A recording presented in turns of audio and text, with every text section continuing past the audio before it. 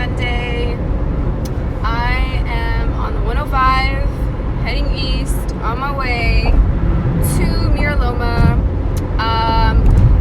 The reason why I even make this drive is because I have found myself a really awesome group of people, a really awesome community at the Church of Truth Sanctuary. And it is a cannabis-based church. It's really awesome. I'm gonna just leave it at that. Know that I am driving a good hour to come over to hang out with my family over here, because when you sit with people and you share things about yourself, you share personal, emotions and things that you've gone through, you hold space for each other's healing, there's community, there's collective healing, and that's something really special. It bonds you to people. And I feel like right now with COVID and everything that's being thrown at us, they obviously want to break us down on all levels, and community is one of the ways that we can and have been able to thrive and have been able to have any sort of resilience towards the system, is because of the community energy that we can take from community healing, all that stuff, holding space for each other, and also like when you're sitting with someone and you're sharing things, like sometimes just hearing another person's story can help you see things in a different light, which maybe you weren't seeing, and it can help simplify things. It can help bring solutions to you. So that's why it's really important for me to continue to do these types of activities. And even though they're obviously trying to shove fear down our throats, and I'm not gonna lie, there's been moments where in my mind those thoughts of fear are like, should I just stay home and like never go out and like not interact with anyone? And it's like, I'm not gonna live my life in fear like that. Like I'm already healing from the trauma of like seeing cop cars around me or just seeing police around me, and the fear that used to bring up. I'm still working on that, but for the most part, like at least I am acknowledging that I do not and will not consent to living my life in fear. There's always going to be a reason for me to like have risk. Like even me just driving, every time we get in our cars, we take on that risk, right? Like we could be cautious drivers, we could be good drivers, but you're still running the risk that some idiot could run into you or whatever. You know what I mean? You could literally be at home and an airplane falls and still kills you while you're at home. So I feel like I cannot live my life like that. Like I am not gonna live my life just being fucking afraid of going out and living my life and interacting with people and hugging people and not kissing people, but like still being able to show love and affection without that thought of like they fucking have AIDS or something like that, because I feel like that's how people are treating COVID. And I've had many friends who have had COVID, and I've had family members who have had COVID as well. I have had family members that have passed away from complications due to COVID, but they did have underlying issues. They were very old and did not get medical attention on time. But for the most part, my friends and everybody else have recovered. I even had a friend who's had COVID twice, and it's like a badass flu. In the past, I had never had the flu. The only time I've ever had the flu was when I got the flu shot, and that's the last time I ever got the flu, because after that I never got the flu shot again. And even when I was pregnant and I went to my doctor and they do this initial like checkup, you're supposed to get all of these things. And when I told my doctor, like, I don't want to get it, she asked why. And I told her I never had the flu before. I've always been super fucking healthy. And the one time I got the flu shot, like, I was fucking dying. Like, I'd never been so sick in my life. I had to take 3 weeks off of work, I think. Like, it was just bad. And doctor didn't even like argue. She was just like, yeah, we're gonna skip on that one. I think, here's my theory, is that this is all by design.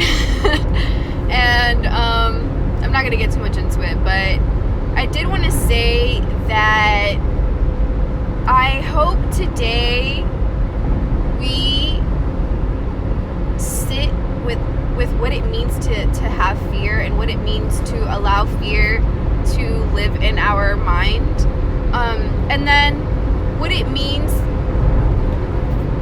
take a step back, and then try to find the root of where this fear comes from. Like, how did it get there? You know, where does it come from? Is it from the news? Is it from your friends? Is it from family? Is it from your neighbors? Like, where is this fear coming from? Because, again, if we stop to think about it, like, we could be afraid of every fucking single thing. You know what I mean? Like, driving, getting on an airplane, walking down the fucking street, like, what you put in your body. Like, there's so many things that we could be afraid of. There's so many things that we should be concerned about, like GMOs and pesticides, and how it poisons our food, and it fucks up our stomach, and it causes IG issues. We should be concerned about fracking and how it poisons the water, it poisons the land, it makes it infertile, it dries it out. We should be concerned at the fact that fracking causes cancer in people.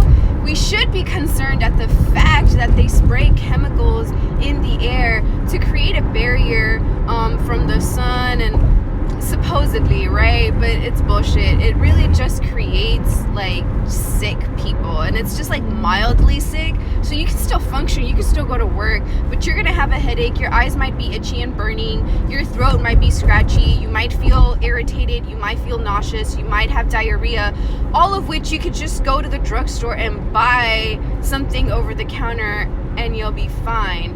But what happens over time when you stretch that type of pattern, that type of habit, in the long run, it weakens the immune system. And so when it weakens the immune system, what happens when you introduce a new bug, a new virus, the body has a really hard time building the antibodies that it needs to fight back, because it hasn't had the right nutrition, the right nutrition. Because if your body is eating food that has fucking poison on it, like pesticides, even if it's at a small amount every time, your body has to constantly try to heal that, right? And if it's constantly trying to heal that, how is it going to be able to resist when it's under attack, right? So we really have to be mindful of these things. So COVID is, supposedly like really affecting people of color, indigenous communities, specifically in reservations, because they don't have access to the simplest of things. It's also really hurting the Black community.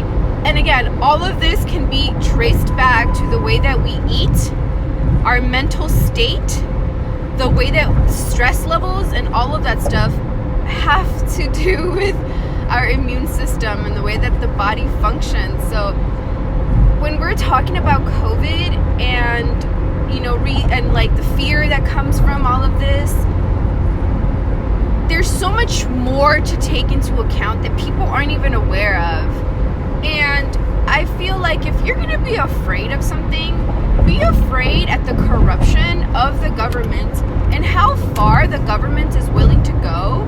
Those people in power, how far they're willing to go to stay in control. They don't care. They don't care about us.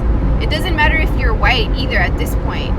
It never really mattered ever, actually. They just used white people to keep other people in oppression, and then everybody keeps themselves in oppression, and the rich people, the royal family, the ones that were appointed by God to rule, they continue on with their lives as regular. So we really gotta start thinking outside of the box, break that shit down. I love having these types of conversations with people.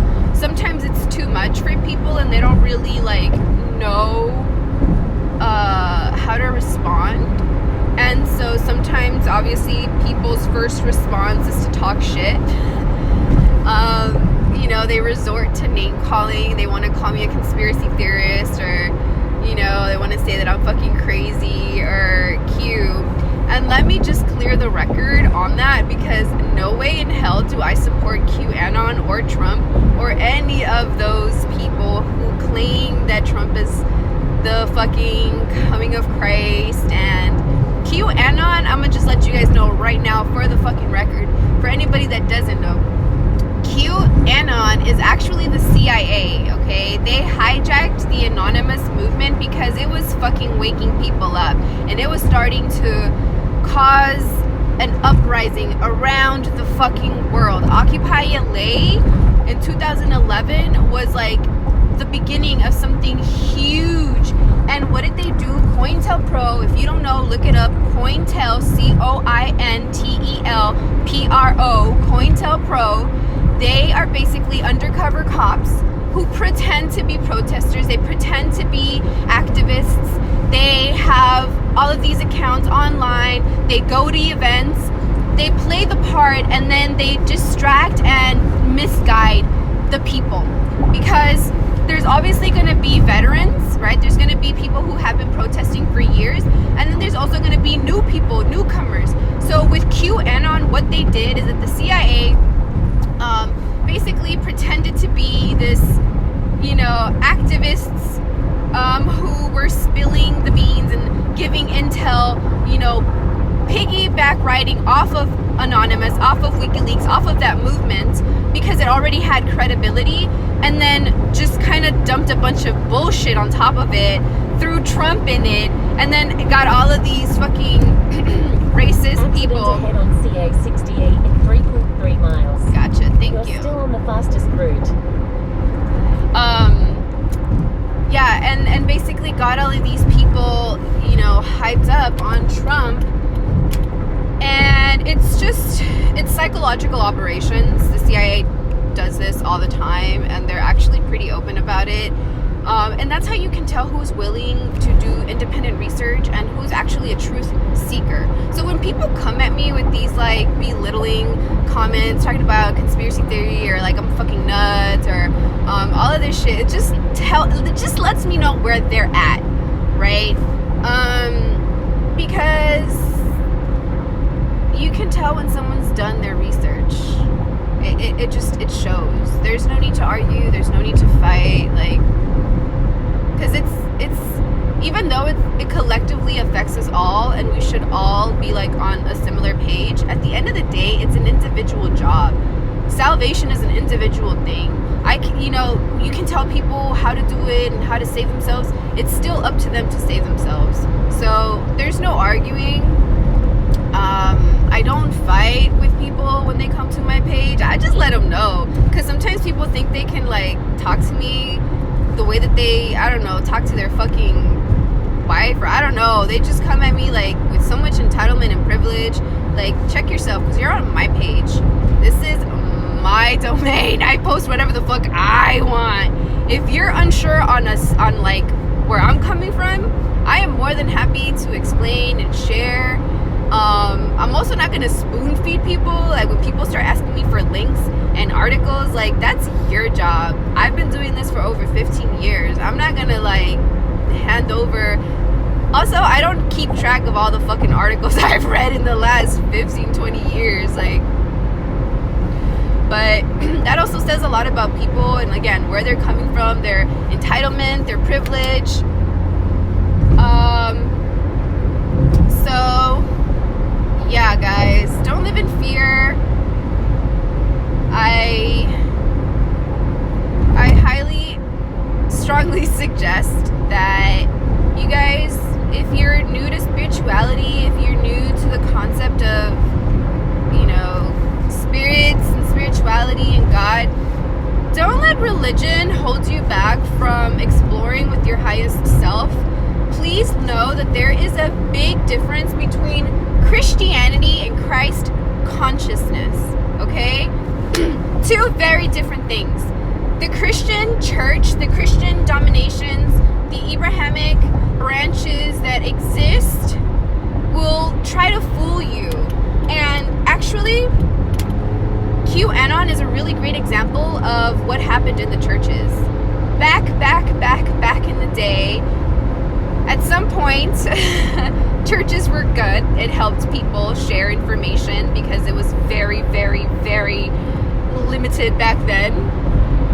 And over time, the word got hijacked and it became like a QAnon, and that's Christianity. That's literally Judaism too. And I'm not being anti-Semitic. Like, I love everybody, and I think everybody deserves dignity, respect, and the pursuit of happiness. But these institutions have perpetuated oppression and racism. So if we really want to eradicate, we really want to abolish this shit, we really want to like move forward from that part of our collective history, we need to acknowledge the root of these things. And that's where a lot of this shit comes from. Hijacking, misguiding, and guess who's doing the hijacking, you guys?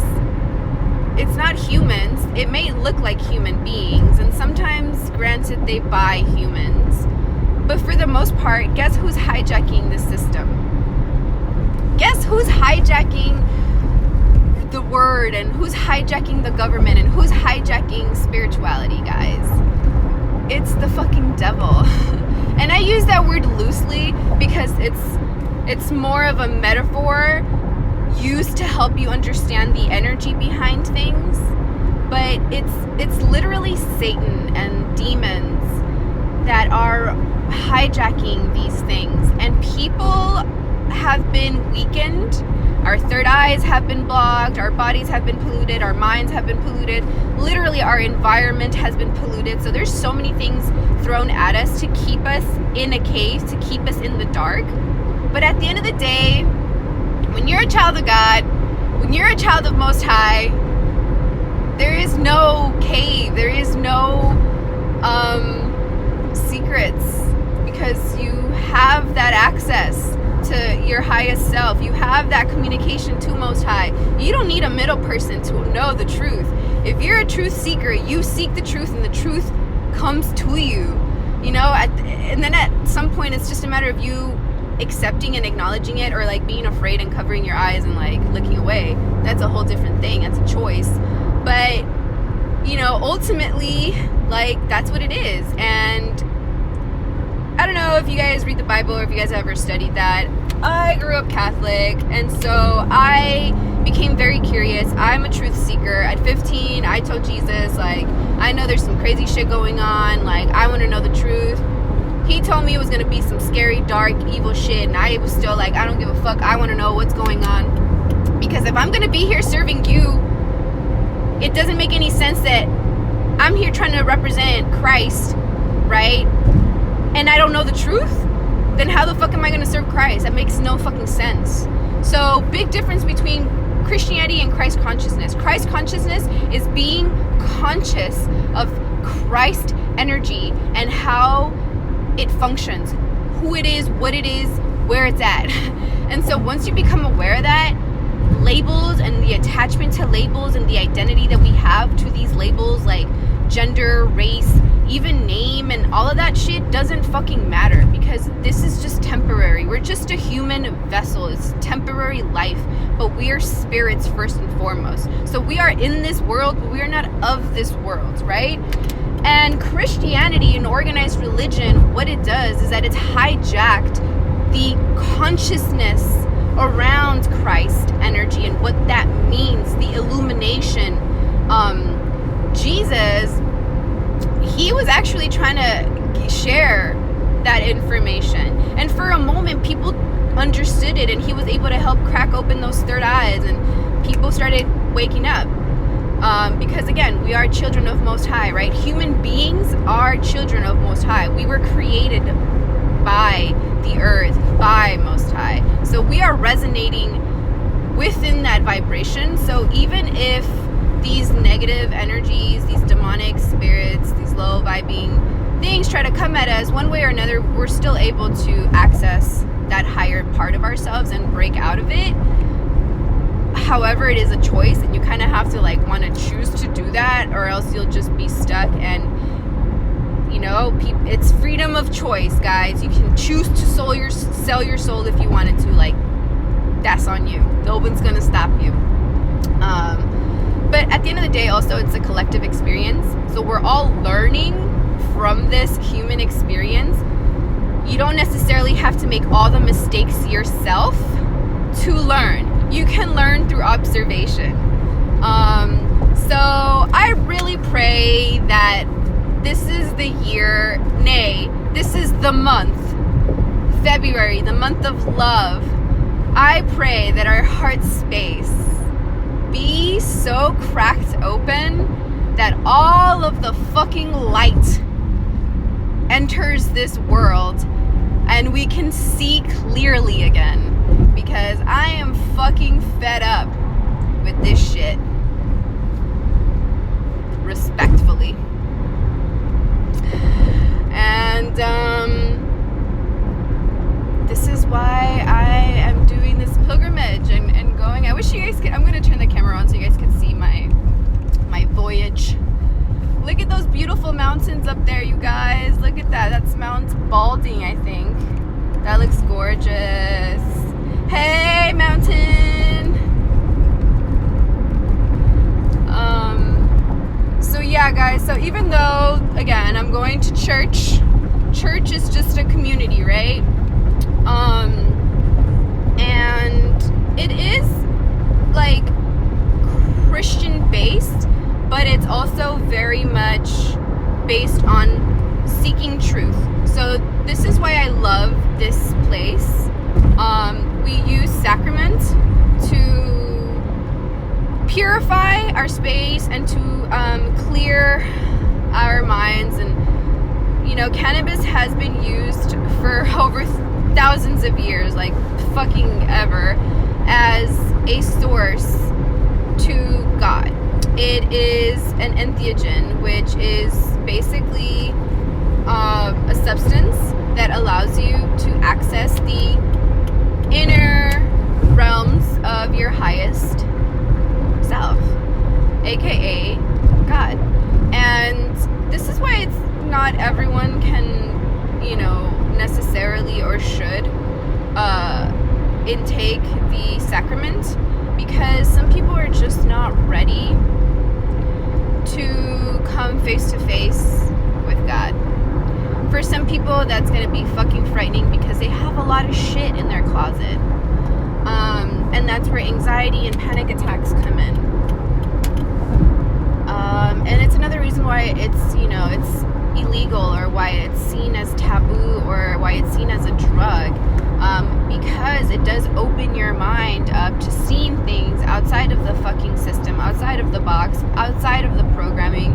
So you start to recognize right from wrong. And if you're white, this is particularly very dangerous, because if you start to recognize the role that white people have played in human history and the role that white people play today, and you start to acknowledge that and you start to take accountability for that privileges that come to you, that is dangerous to the system. They don't want white people waking up and recognizing that they could literally change this entire thing by taking accountability and helping their other white brethren see right from wrong. It is also particularly dangerous for people of color to access these higher parts of themselves, which reveal in truth their full potential and could allow them to liberate themselves from this mental fucking programming and enslavement. So, yeah, guys, I love you all so much. I send you big hugs and warm wishes, and I sent you guys a lot of good energy today, and I hope that it allows you to see things more clearly. And remember that if you guys have genuine questions, go ahead and ask me questions. Send them to me a DM. I also post the Ask Me a Question on my story. Obviously, if people are gonna come at me with like some stupid ass questions, like I'm not even gonna waste my time. But if you genuinely have questions, it could be like the simplest of questions regarding spirituality, regarding religion, regarding COVID, regarding QAnon, regarding all of that bullshit. Get at me. I am more than happy to share the info. All right, guys, take care. I love you. Let me read through this a little bit. Hold on. What? Thank you. God bless you too.